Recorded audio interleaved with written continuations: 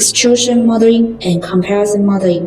What is the difference behind these two very similar names? Compression modeling can be produced using an ordinary press, because the compression model has no pouring system, so the model structure is relatively simple, and the surface is smooth, no secondary modification. The orientation of plastic crust is less.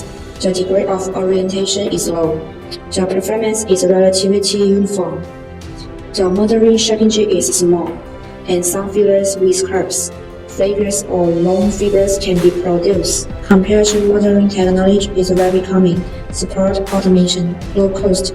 A mold with a large number of cavities can be played on a certain template with high productivity. Extrusion modeling is a kind of modeling method in which the hot metal polymer materials is forced through the head model under the push of pressure through the extrusion of the screw or planer to form a continuous profile with a consistent cross section. Extrusion modeling is one of the most important forms of plastic materials processing, which is widely used in the processing of rubber, plastics, and fibers, especially plastic products. It is a high-efficiency, continuous, low-cost, suitable for the surface way of the forming processing method.